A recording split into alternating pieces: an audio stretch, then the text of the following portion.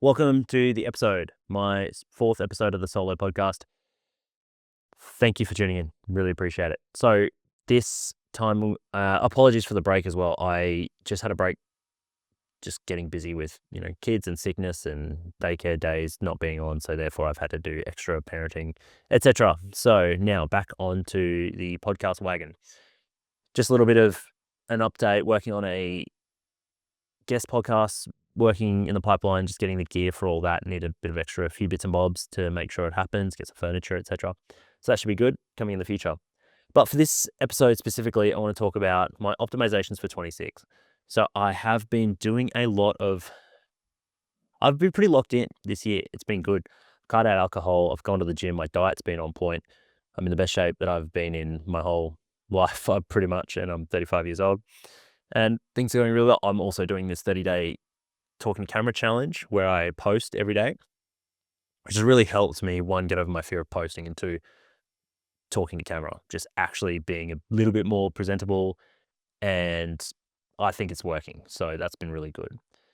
So I wanted to talk about the optimizations that I'm making and how I am optimizing and what hopefully that can be of value to you as well. So let's lock in and start talking about it. So I've been thinking quite a lot about optimization and what actually moves the needle and what's a good thing to optimize and what's not a good thing to optimize. And what I've realized is not all optimizations are created equal. Some are more valuable than others. So what are the good ones to do and what are the not so good ones to do? And I think it comes down to 1%ers or big levers. There's big things you can do which have a disproportionate effect, and you should do those first. What I mean by that is a lot of the time people are trying to optimize all the 1%ers. Maybe it's cold therapy, getting an ice bath, doing your sauna, obviously all helpful things, very healthful, very good for you. Taking supplements, taking your vitamins, making sure you get enough of your micronutrients. However, those 1%ers aren't good if you're not doing the big levers. You're not doing the big things. Now, the big things are things like sleep, diet, exercise. You can dial those in and have a huge change to your life.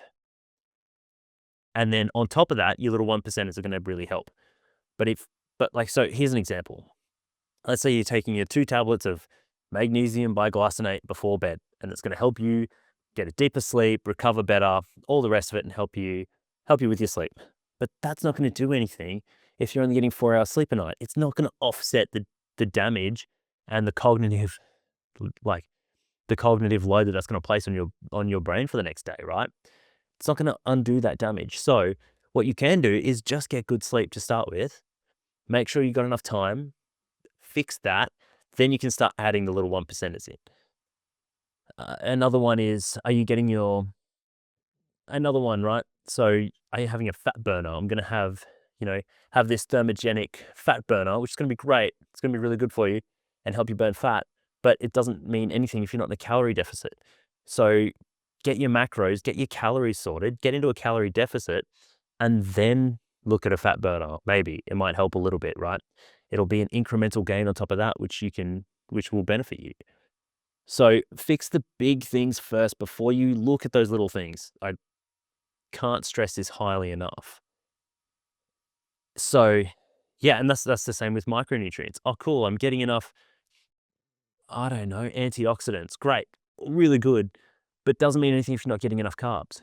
Like, it's not going to upset the damage that you're doing by not having enough carbs or having too harsh a calorie deficit, because you're just going to deplete the glycogen and then you're not going to have the full effect of your workouts. So by making sure that you get enough carbs, get enough calories, get into a nice and tight calorie deficit or a maintenance or a slight surplus, you're going to be achieving your goals so much more than if you're just trying to, I don't know, have your vitamins, have your minerals, have your clean greens, all those little things. So fix the big things first. I just can't stress that enough. And one of the big things that I think people don't think about is this is moving away from the health sort of space, but more into your life design. And what are you doing? Are you doing the right things in your life? Because that has a disproportionate effect on the rest of your life. And I think it's a super important question.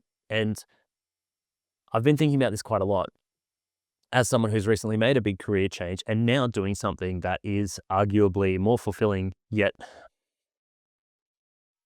Risky? Not risky. It's actually not risky. I don't risk anything other than maybe looking like a bit of a fool on the internet. But it's not a guaranteed win, put it that way.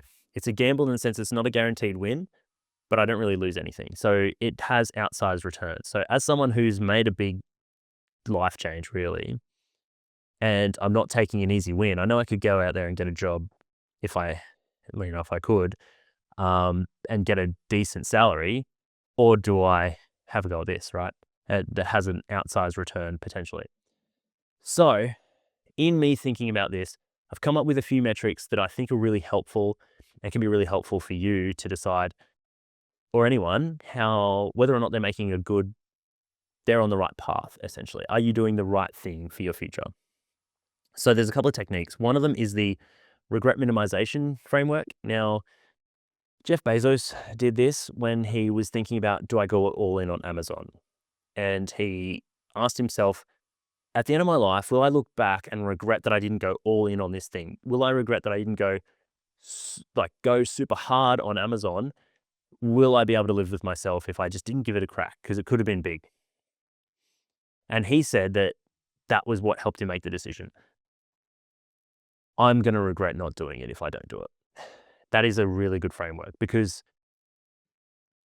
I think it's a good little mental model. Another one is I like to call it the dinner party framework.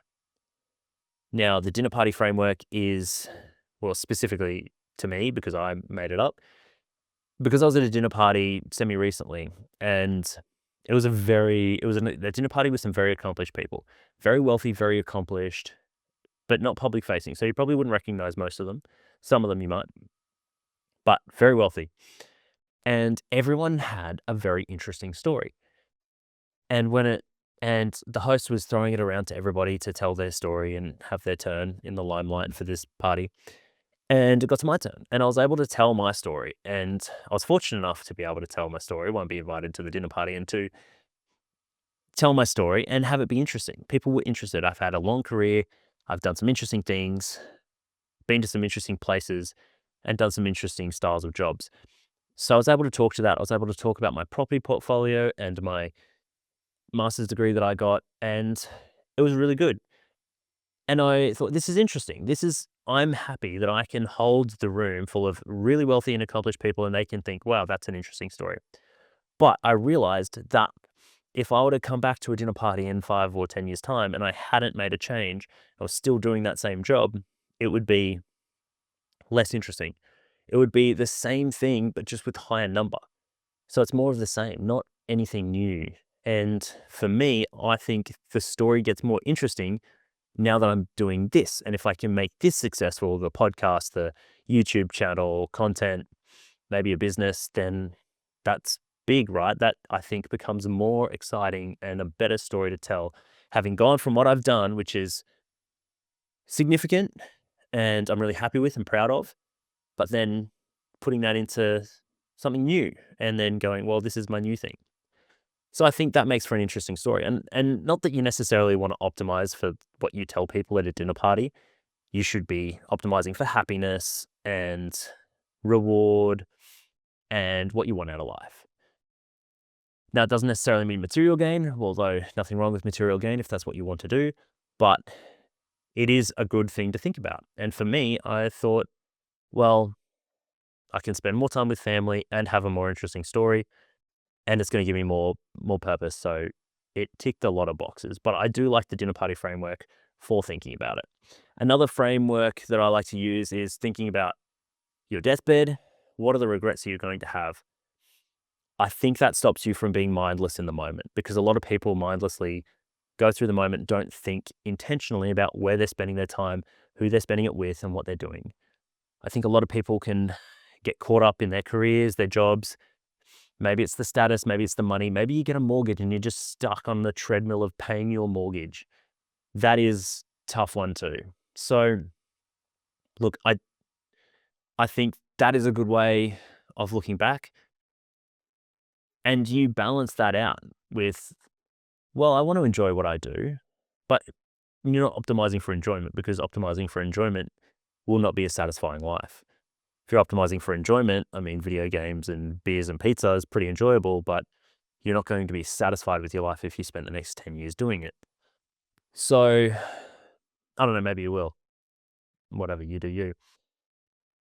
The other one that I like is, if your life was a movie, what would the audience be screaming at you, telling you to do? I like that one too. I think that's also another good little framework to ask yourself, am I doing the right thing? If my life was a movie, what would the audience be screaming at you to go and do? And that to me felt like this: start this channel, podcast, whatever. So what is it for you? That's the question. Could be whatever it is in your life that you are thinking about doing. So we talked about big levers before, one percenters. We talked about the regret minimization. Great. So AI as a thinking partner, it is great. It is an excellent tool. People are hyping it up also because they can make content out of that. So there's a lot of hype, I think, around it, and hyping up new features because they've got to get content out, right? If you're an AI content creator, you want to be the first one to go, hey, Claude's got this new feature, blah, blah, blah, blah, blah. And it's all, you're doing Claude wrong. If you don't do this, you're going to miss out. It's the way the game's incentivized. So there's a lot, but and it's a great tool and it's really helpful. There's so much you can do with it. Look, I'm not an AI creator and I use AI for sure. I use it a lot. I try and get the most out of it, but I'm not vibe coding SaaS websites, etc. Right? So it's an interesting space. It's really cool, but you've got to be careful with it. And one of the things that I see is it can make you dumber. And I might do a video on this, so keep an eye out for that one. But how I think AI can make you dumber is if you're using it to replace your thinking. And I'll use an example in the content space because that's what I'm living and breathing at the moment. But if you say to AI, I need a video idea. I don't know what I'm doing. Here's my niche. I'm in the wellness, but achievement space, mindset, discipline, achievement, motivation space, kind of a bit of a niche. What can I make a video on? And if it just tells you, hey, make a video on this, and then you say, oh, that's a great idea. I haven't heard of that one. Maybe give me the script, and it'll tell you. But then it's not you. You're not thinking of that. That's not coming from inspiration. It's coming from a computer. And if everyone else is doing that, you run the risk of becoming very bland and fitting in with what everyone else is kind of doing and saying. And really, it's not your thoughts, it's AI's thoughts. Another example of this is in the corporate space. Let's say you're an executive and you've got to push out a memo. Something's going on in your company and you want to push out this memo. And you say, hey, ChatGPT, Claude, whatever, write this memo. And it says, okay, cool, here you go. But if you're just texting it or typing and you're busy and you don't do a good job at prompting, garbage in, garbage out, right? If you don't do a good prompt, it's going to give you a terrible product. It's going to be AI slop. It's not going to help you. So what can you do about that? Well, one, you can get a better prompt, or two, you can do the thinking yourself. Now that's hard because the other thing is AI is just going to give you a whole bunch of platitudes and not anything actionable. Is it really going to deep dive the issues and solve the problems that memo is supposed to fix?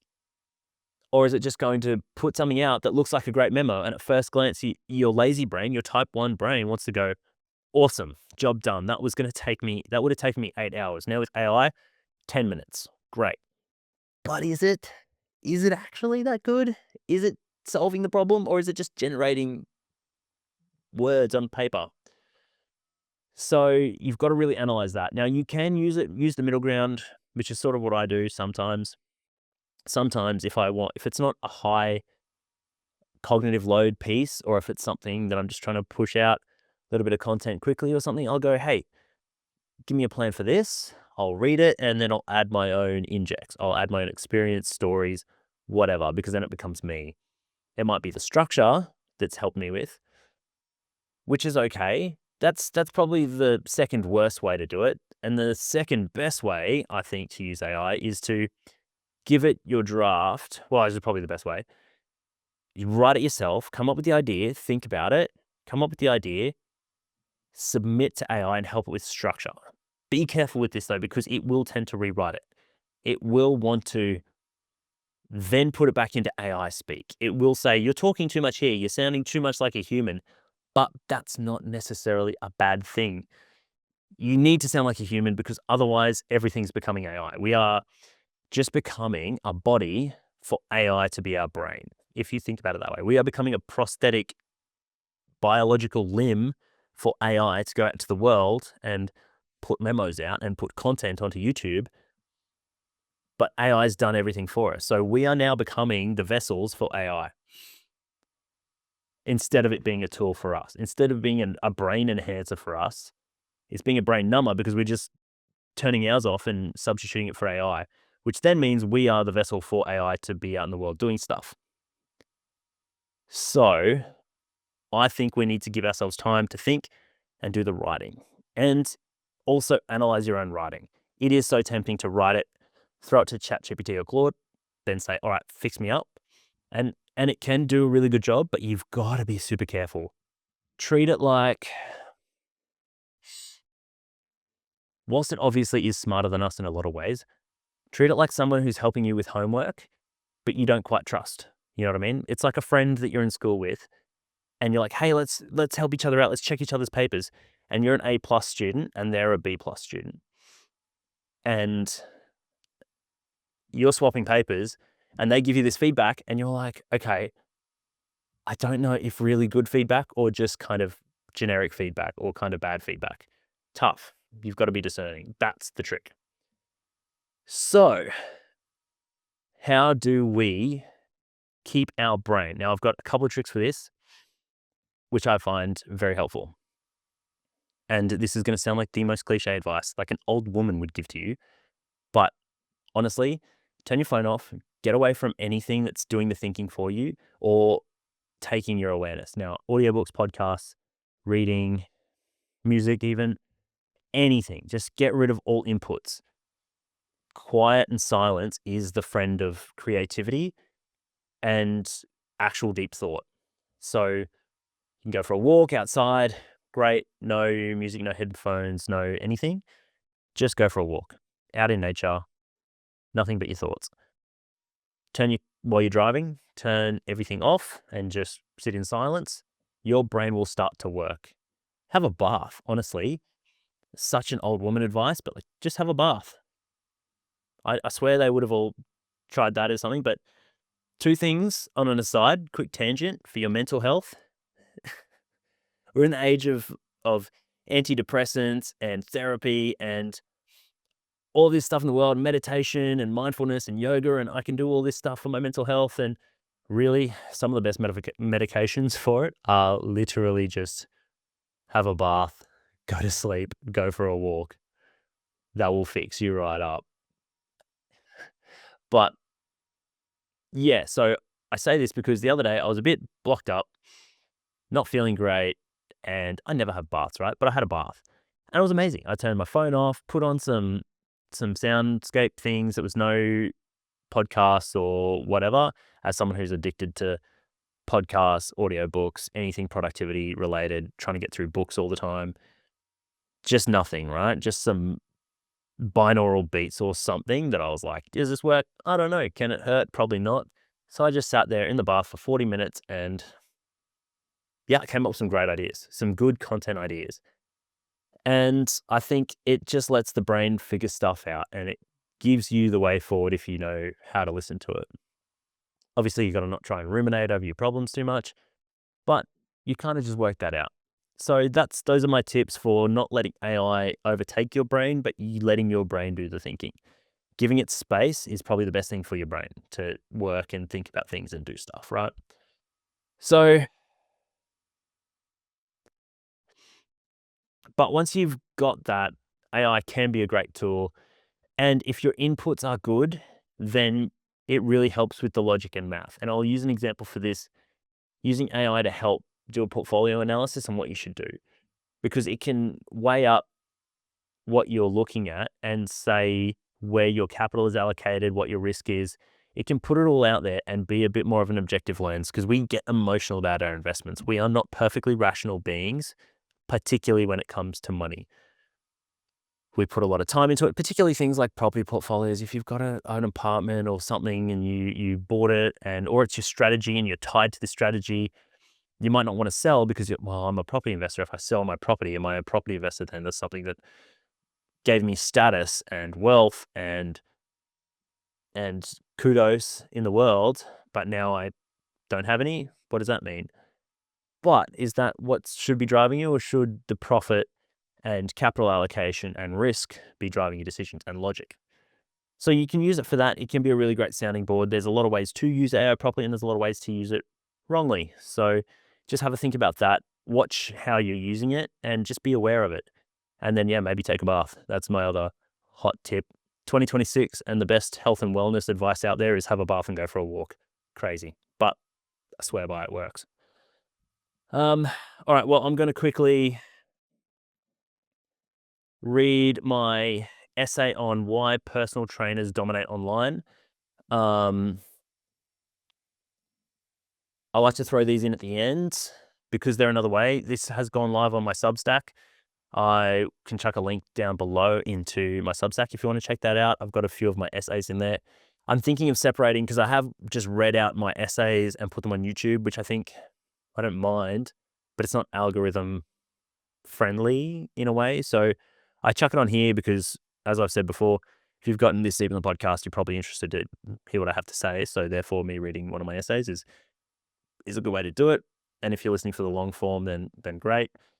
Whereas for a middle, I say short, long form, like a 5-minute thing on an essay, if I'm just reading something out, it can be a bit boring if I'm not adding in all the extra stuff. So anyway, I will read it. I had this thought because there's a lot of personal trainers or fit people. I've kind of expanded, I say personal trainers because it's an easy job to target, but fitness industry, fitness people, and fit individuals have really dominated online. And I make the argument, well, I'll tell you in a minute, I'll read it out to you, but I make the argument that it's not just that, as you get more successful, you have time to train and blah, blah, blah, blah, blah, but it's actually part of the reason why they're successful. So having said that, here's my essay. Why do personal trainers dominate online? There is a cadre of exceptionally accomplished personal trainers online who have absolutely crushed it with massive YouTube and social media followings and online businesses. This is by no means an exhaustive list. Kayla Itzines, Joe Wicks, Sean Casey, James Smith, Adam Sullivan, and even Alex Hormozy ran a gym boot camps and classes.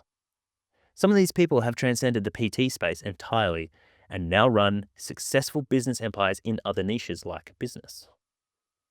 So what is it about the profession of personal training that makes these high-achieving individuals absolutely win at the game of business? This is what I want to know. There are 3 factors to this that I think are worth pointing out: the privilege of PT pain, and the knowledge of unseen growth and delayed reward, and the fact that the physical and mental toughness attribute required to have a good physique carries over into business. Tony Robbins says that for someone to change and be successful, the pain of staying the same must exceed the pain of change. This makes sense, as we humans tend to avoid pain a little bit more than we chase pleasure. I can want the pleasure of a successful business, flexible hours, a Lamborghini, and holidays, but do I want it more than I don't want the pain of making sales calls, dealing with the uncertainty of business, and facing rejection through posting on social media and YouTube for the first time? This makes sense for personal trainers because if you're employed in a gym as a PT, you often get paid less than if you work for yourself. Well, it's no picnic working as an in-person PT with your own business. You often must pay rent to the gym you work in, which eats your margin, and acquire customers, often by working the gym floor and cold approaching members to see if they need assistance. Painful. The proposition isn't an easy sell either. Once you know your way around a gym, have a program, and a more experienced gym buddy, why pay for a PT? There are always newbies though, or people who are too busy to apply any brain power whatsoever to their fitness goals and just want someone to walk them around the gym and tell them what to do. But for many people, it can be an unnecessary expense. This makes the game of being a personal trainer a tough gig, but the pathway to scaling is built in. Boot camps and classes are a good way to get a bit more money than one-on-one sessions, and this naturally progresses to online training, apps, and growing on social media. I think this converges to 2 factors. There are no really high-paying PT job opportunities, and to make any money at all, you need to start your own business. And 2, the pain of being a struggling personal trainer at the low end pushes the pain proposition strongly in favor of making the change, posting online and going big. Put this against other professions that offer higher salaries and better employment opportunities. Often getting paid better is a blessing and a curse. Getting paid well enough to be comfortable, to afford the mortgage and the car loan, can be just good enough to not make the risk of starting a business worth it. The pain isn't bad enough to overcome the pain of change and reinvent yourself into an online entrepreneur. PTs also understand at a fundamental level that Rome wasn't built in a day. They get it because a good physique isn't something you can achieve in one well-structured and well-delivered gym session. So in building this, they understand the compound effect of working on something over time without seeing immediate results. This directly translates to social media growth and online client acquisition. In the same way you can't get jacked after one great session, you can't build a giant following online with one great piece of content. They also understand skill acquisition. You don't get good at any physical skill without a lot of practice, and business is the same. Let's put this against the attitudes of many people who try the content game. Exact numbers are not available, but it's estimated between 70 and 90% of YouTube channels don't post more than 10 videos. It's unlikely that you'll be successful in any endeavor with fewer than 10 tries at it. Clearly, this is something that happens a lot. People have an idea, want to try content, or start a business and then quit. Maybe they realize how hard it is and how long it takes to succeed and decide it's not worth the effort. Lastly, the mental strength required to succeed in business, dealing with rejection and the hardship of posting with no result, is born from the foundation of physical strength. When Piers Morgan asked Chris Williamson, "What's more important, mental strength or physical strength?" Chris Williamson gave a great answer, where he said that the act of having a physical practice will do more for your mental health and strength than trying to think your way to mental toughness. Paraphrasing. Piers pushed back, saying, "No, I think mental strength is first. These young people can do bicep curls, but they haven't got it up here." To which Chris replied, "Most people have neither."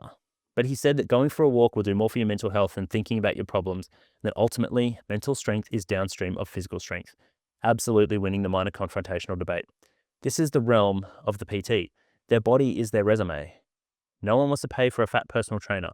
They want the Thor body double or the icon of feminine fitness. Willpower is a muscle, discipline is built, not bred, and PTs need to be fit to succeed, and have this more so than many other people who don't base their business around a physical workout practice. Dan Martell, a multimillionaire business owner and YouTuber, has said that what turned his business around was getting fit, really fit. He says that the fitter he got, the richer he got. Now, he isn't a PT and his business isn't even in the fitness space. He just argues that the physicality he built through working out gave him the drive and attributes required for success in business. This is why I think PTs who are fit, base their lives on physical fitness and discipline, can succeed online. So, if you want to reverse engineer the success formulas of these elite personal trainers, try the following. Physical fitness should be foundational to your life. It makes you stronger both mentally and physically. It gives you confidence and subconsciously gives you aura. All of these are things you need to grow a business. If you want to give yourself an unstoppable drive, maybe lend some mental energy to feeling the pain of staying the same. If you can imagine the pain of staying the same more than you focus on the pain of changing, you can give yourself an edge. The comfort zone of death won't lock you into mediocrity. And finally, remember that the compound effect is invisible in the early years, and it takes a long time for results to become apparent. Remember this when posting content or making sales calls. You can't build a physique in 10 gym sessions. You can't build a company on 10 sales calls. You can't build a multi-million-dollar personal brand with 10 social media posts. Channel your inner PT. I believe in you. So that was my essay on why do personal trainers seem to dominate online, and my top optimizations and thoughts that I've had since I've absolutely locked in for 2026 so far and achieving what I've been doing. So, yep, that's end of my podcast. Thanks for tuning in. Catch you next time. Appreciate it.